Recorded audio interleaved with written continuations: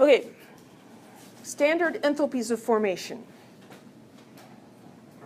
We can calculate the heat of reaction from data that's in tables, and these are called standard enthalpies of formation. Delta H is the change in enthalpy. When you have a change in something, it's relative, right? So you don't necessarily know where 0 is. If you want to have a 0, you can pretty much make it whatever you want. So just like we measure changes in altitude relative to sea level just because it's convenient, we could measure it from the center of the Earth, but that would be difficult. Sea level's convenient. We measure changes in enthalpy relative to pure elements in their standard states. So what we say is a pure element in its standard state, the way it would just like naturally be, we're going to say that that is an enthalpy of 0. And then we'll measure things changing, increasing or decreasing from that. So what are those standard states? We need to understand the standard states. They are not hard.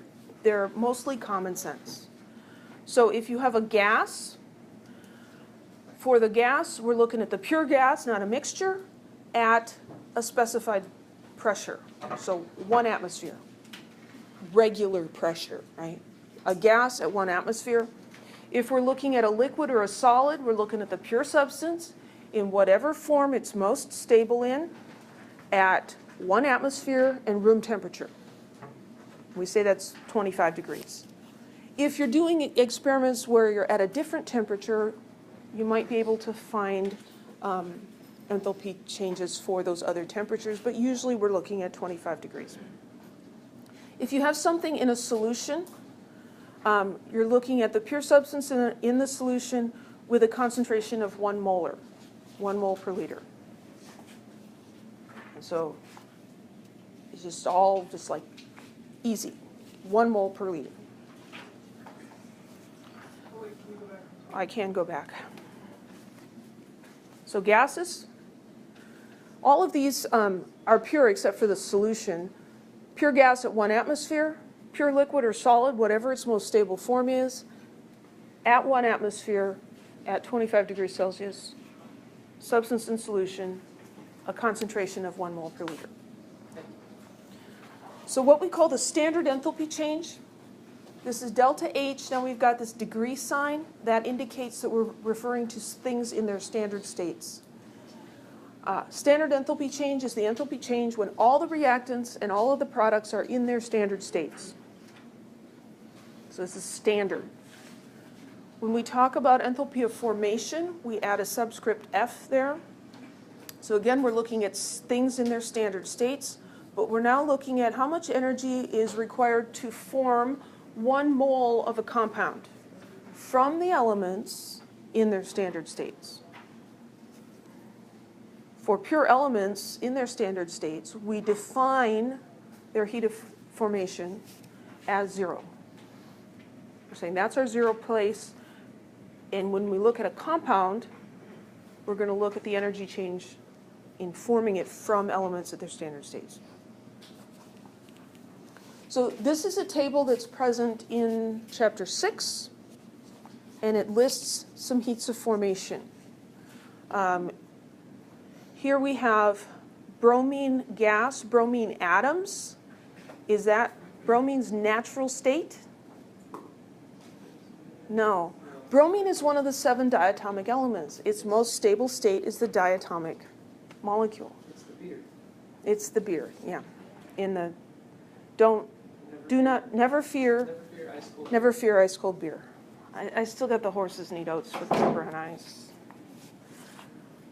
Br2, that's the natural state, the most stable state for bromine. And liquid, because we're talking about at room temperature, 298 K is 25 degrees Celsius. So the heat of formation for that one is 0. Why is bromine a liquid? Or how would you know that? It's highlighted blue on the... It's blue on the periodic table. So the periodic table on the wall, if the symbol is black, it's a solid at room temperature. If it's blue, it's a liquid. There's only 2. And if it's red, it's a gas. So if we look at, let's look at carbon. So carbon is a nonmetal. Its symbol is black. We know it's a solid. There are two forms of carbon listed here. One is graphite and one is diamond. The graphite has a lower enthalpy. This is considered the natural standard state. And so that has a heat of formation of 0. To make a diamond is going to require some energy changing. So we can just look stuff up. Standard enthalpy of formation, also called standard heat of formation, because we tend to use heat and enthalpy interchangeably. What we see is for most compounds, delta H, the heat of formation is negative. So if we go back to this, let's pick a compound. Oh, here's my friend ammonia. Right? Ammonia, its heat of formation is negative. That means when ammonia forms from nitrogen and hydrogen, it releases heat. Most of them are negative. Some of them are positive, but generally they're negative. And a negative heat of formation just means that you're going below sea level. You're going below 0. It's not like you can't do that.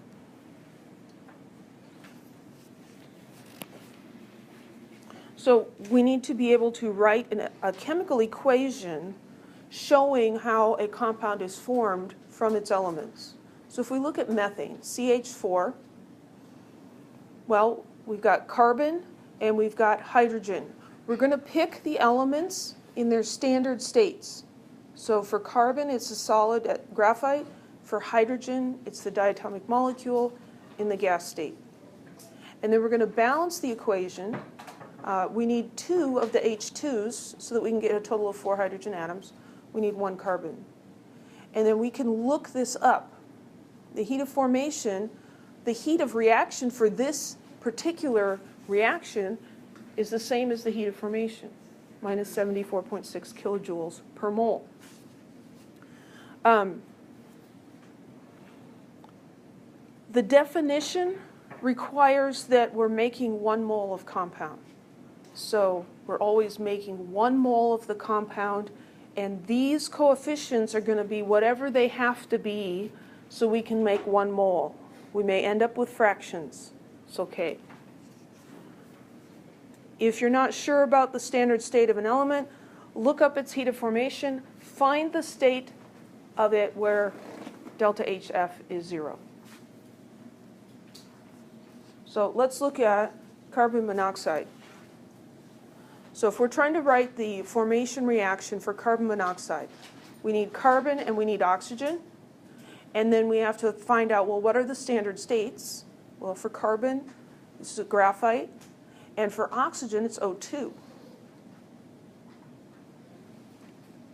Well, how do we balance this equation? Normally, we would put a 2 here and a 2 there, and it would be balanced. We have to have the product being 1. So how could we do that? We need to put 1/2 of an oxygen. To get 1 oxygen atom, you have to take half of an oxygen molecule.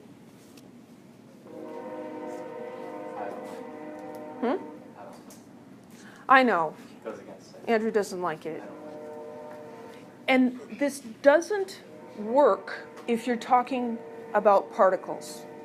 1 carbon atom, half of an oxygen atom, half of an oxygen molecule. You can't do that. But do we do experiments where we're dealing with individual atoms and molecules? No. We're dealing with moles.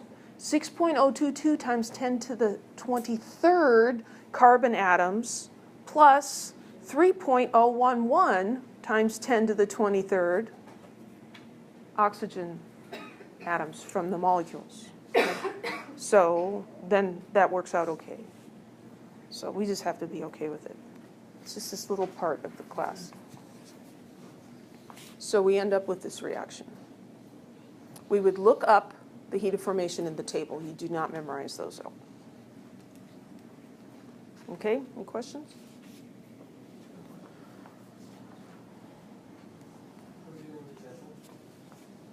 Yes, we're going to do an example. So write equations for the formation of sodium chloride and lead nitrate. From their elements and standard states, include the values of delta HF. These values we're just going to look up. Bless you. Let's write the formulas or the equations first. So for sodium chloride, the reactants are elements. They're always elements. So here we've got sodium. And what's a good guess for sodium in its standard state? A solid. It's not a diatomic element. And you look on the periodic table, its symbol is black. It's going to be a solid at room temperature. And then chlorine, is chlorine diatomic? Yeah, so we should write Cl2. What is its state at room temperature? Gas. Its symbol is red. Okay, so those are our standard states. And then here's our product, sodium chloride as a solid. We need to balance this without putting a coefficient here. 1/2. Ew.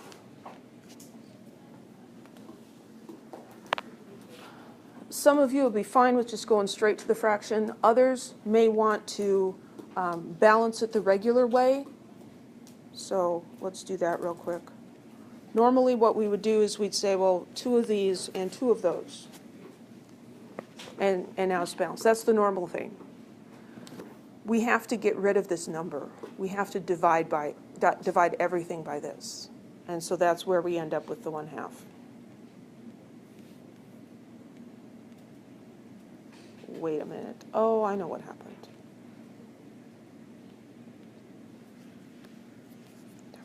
I'm just muttering to myself. Well, what's the heat of formation for that standard heat? You have a question?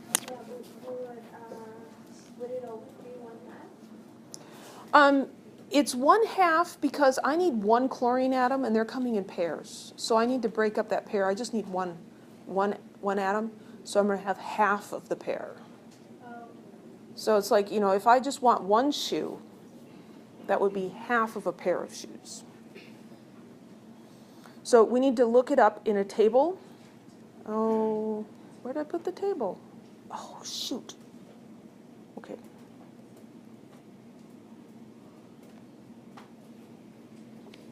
I didn't update. Hang on.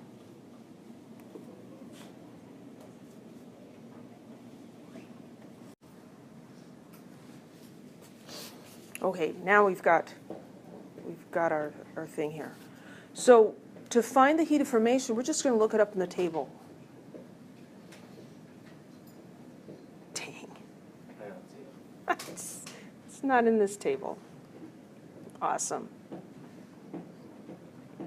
It's in this one. Okay. I do need that other thing for later.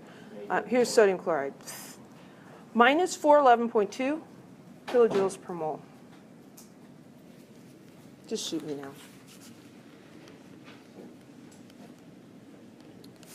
Minus 411.2 kilojoules.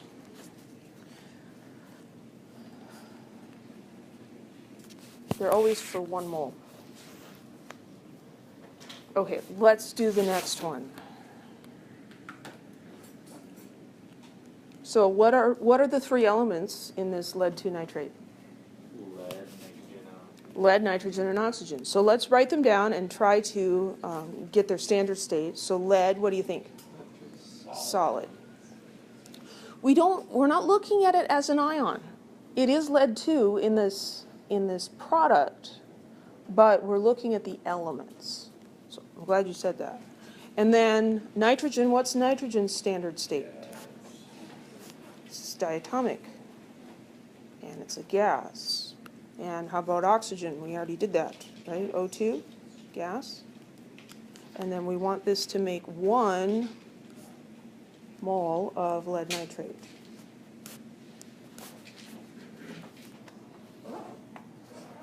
So we need to balance this.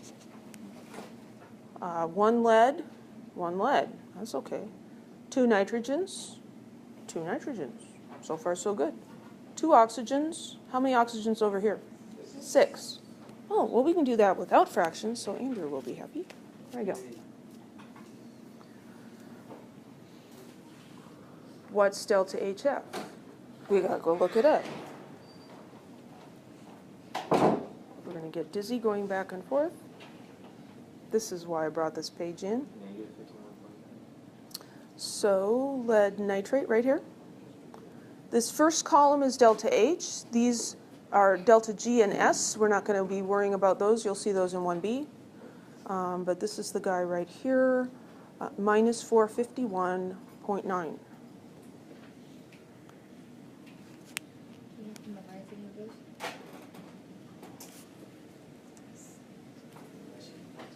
Is it 0.1? 459.1?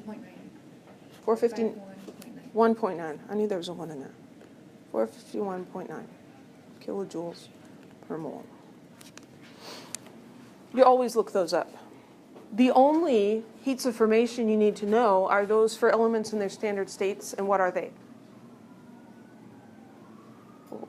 What's the heat of formation for N2 gas? 0. All of the elements are 0. Okay?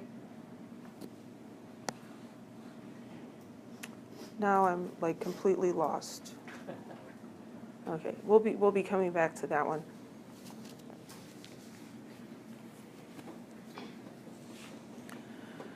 So the standard heat of formation corresponds to making the compound from the elements in their standard states. If we take the compound and decompose it into the elements in the standard states, it's just the same number, opposite in sign, right? So what we can do to calculate a heat of reaction is we can mentally decompose the reactants into elements and then form the products from their elements and look at those steps added together. So what we can do, we're using Hess's law, but we don't actually have to write out all the chemical equations and switch them and multiply them and stuff. So any reaction can be written as the sum of formation reactions or the reverse of formation reaction for both the reactants and the products.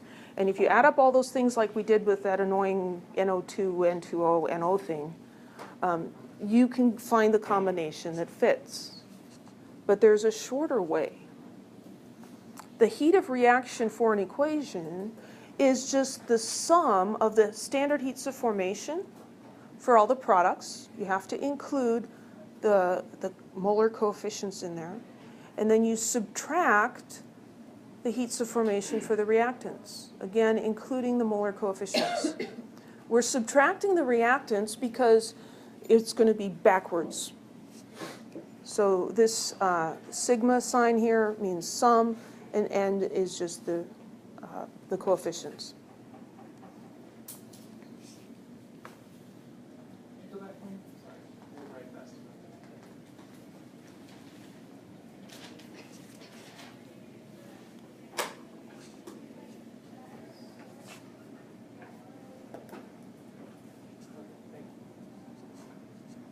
So if we look at a chemical reaction like this, here we've got methane burning in the presence of oxygen, releasing carbon dioxide and water. We can calculate the enthalpy change for this by looking at the individual pieces. So we could do this, we're going to do it the long way and then we'll do it the short way. So here are my reactants. And so what I'm going to do in my head is I'm going to take the methane and pull it apart into carbon and hydrogen in their standard states. The oxygen is already in its standard state, so it just kind of comes along. So I took everything apart. This is like building with Legos, and you've got one thing and you're going to make it into something else, and you take all the pieces apart, and then you put all the pieces back together. So I've taken all the pieces apart, disconnected.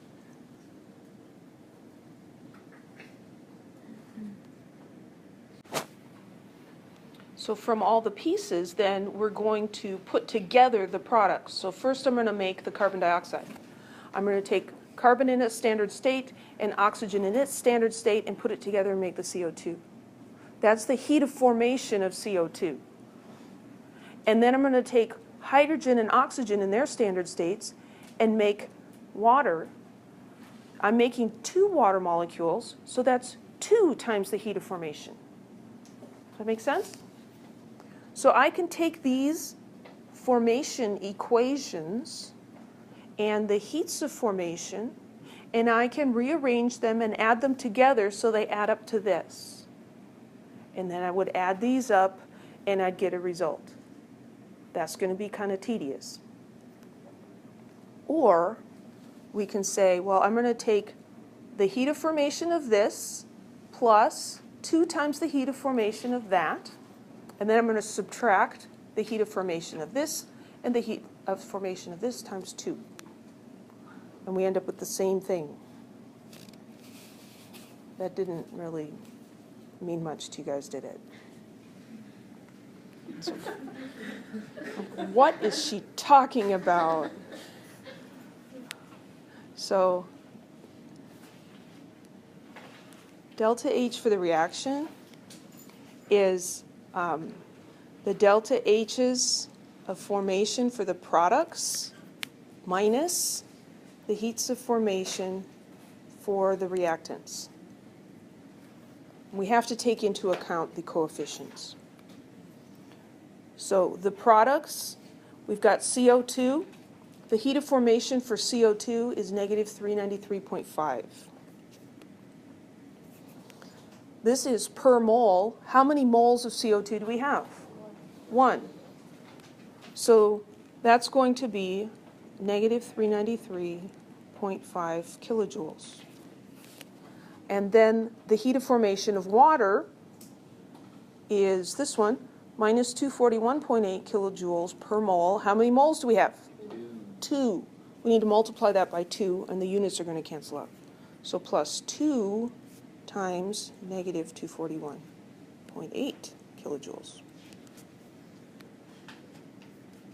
So those are the products, and then I'm going to subtract the reactants. Here I have 1 mole of methane. 1 mole of methane, when it's formed, releases 743.6 kilojoules.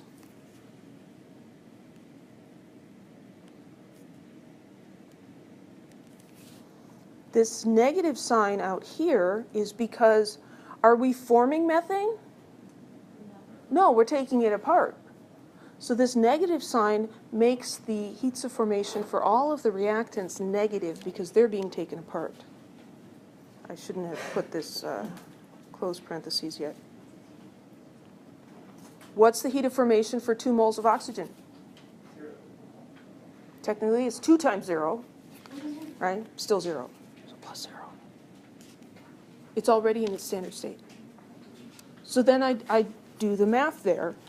So I have negative 393.5 plus 2 times negative 241.8 minus negative 74.6. Cool, I got the right number. So the heat of reaction for things in their standard states is negative 802.5 kilojoules.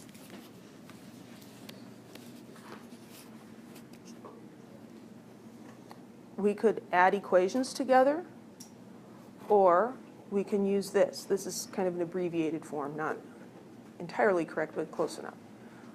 Take all the heats of formations for the products, and then subtract the heats of formation for the reactants. Any questions? So, we're doing the version we just went over. We still have to balance.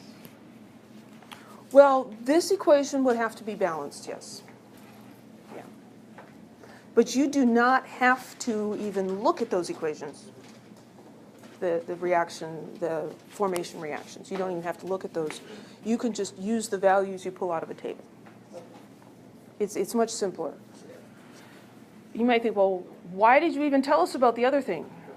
Well, because it really seems like voodoo if you don't see where that came from and why that works. So we're trying to show you why it works. If you understand why, it's better, it's easier for remembering when things come up. Okay. We are a little over time, but we are going to finish this. So the thermite reaction. Have you guys ever seen a thermite reaction? It's pretty spectacular. Powder, we can't do it inside. It could burn through the floor. We could YouTube it, yeah. We've done it outside. In the thermite reaction, you get powdered aluminum reacting with iron oxide, and it's highly exothermic. I mean, sparks shooting all over the place. You got to be careful with this one. So here's the reaction. Use standard enthalpies of formation to find the standard heat of reaction for this reaction. So what we want to do is we want to find the heat of formation for this product and subtract the heats of formation for the reactants. So the standard heat of reaction for this is going to equal how many moles of Al2O3? 1 mole. So 1 mole of that times, let's do it this way, times delta HF for Al2O3. Plus, how many irons? 2 moles of iron times the heat of formation for iron.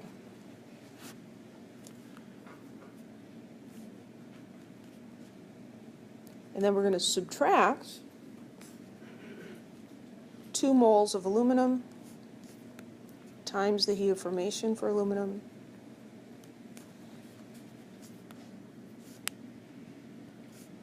and 1 mole of Fe2O3 times the heat of formation.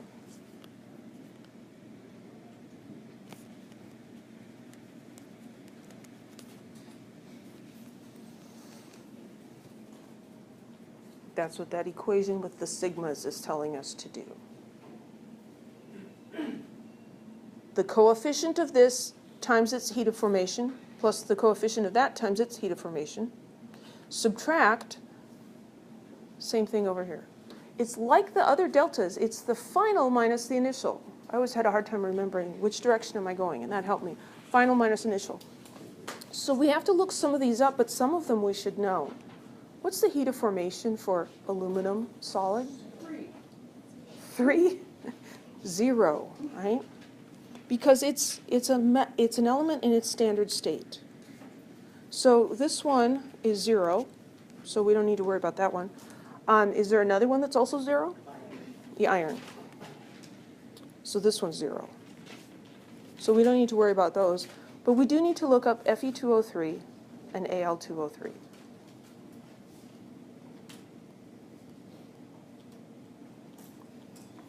So here is Al2O3. I'm going to write these on, I'm going to stick it in my calculator. I have a limited amount of short-term memory. Negative 1675.7. So that's for the aluminum. And then I'm going to look up Fe2O3 solid minus 824.2.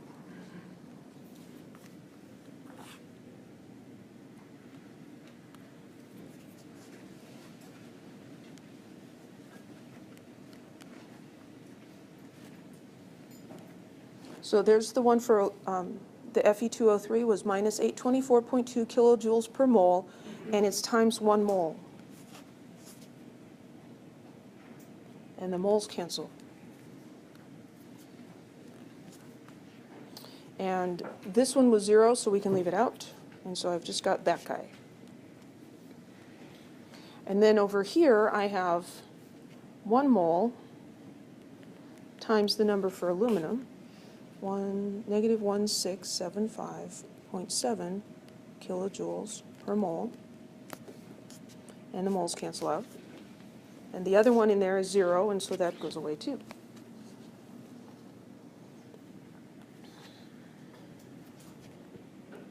So I end up with negative 1675.7 kilojoules minus negative 824.2 kilojoules.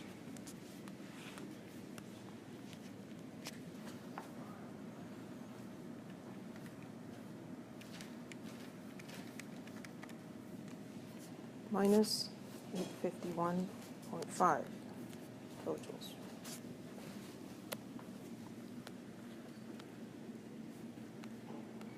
So the standard heat of reaction for that equation, that chemical equation, is minus 851.5 kilojoules.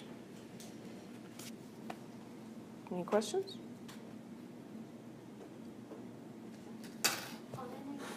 Mm-hmm. Would you like us to write out that whole top part?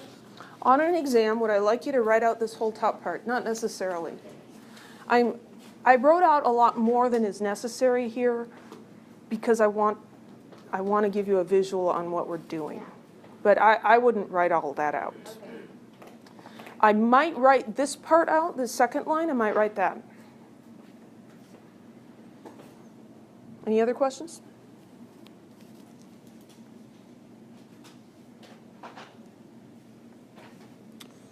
Oh, where am I now? Here. Hand warmers, right? We had those in class last week. Here's the reaction. 4 moles of iron react with 3 moles of oxygen to make 2 moles of rust, basically. Calculate the standard heat of reaction and calculate how much heat is produced from a hand warmer containing 15 grams of iron powder. So there's 2 things they want. First, calculate the heat of formation, the heat of reaction, and then figure out how much is actually released from a given amount. So we need to do the standard heat of reaction first. So standard heat of reaction is the heats of formation of the products minus the heats of formation of the reactants. Anything that is an element in its standard state is 0, and we can ignore. What can we ignore here? The second part, the first part. The first part of the equation, the second part of the mathematical equation. I knew what you meant. Both of these are 0 because they're elements in their standard states. Over here, we have Fe2O3, and there's 2 moles of it. I'm going to write this down for you. So for this one, the standard heat of reaction equals 2 moles times the heat of formation for the Fe2O3. So we look that up, and so we've got 2 times 8, it's negative 824.2. I didn't remember that, it's in my calculator. Yeah. I like to impress people and then burst their bubble. It's like, nah, that was smoke and mirrors. It's all smoke and mirrors. This is 2 moles. So for this reaction, negative 824.2 times 2, negative 1648.4 kilojoules. What about sig figs? 4. We're multiplying here. 2 moles, that's exact, times this. This had 4 sig figs, so this one should have 4 sig figs. So up here, standard heat of reaction is going to be minus 1648 kilojoules. This is for the molar amounts shown in the equation. So, how do we get the amount of heat produced by that hand warmer?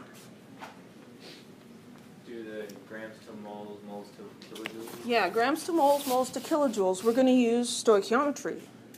So since that's slightly different, I'll go to a different color. So we're going to take 15 grams of iron, and we need to find out how many moles that is, so we'll divide by the molar mass of iron.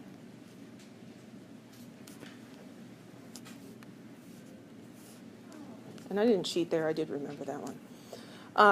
And then we're going to use this.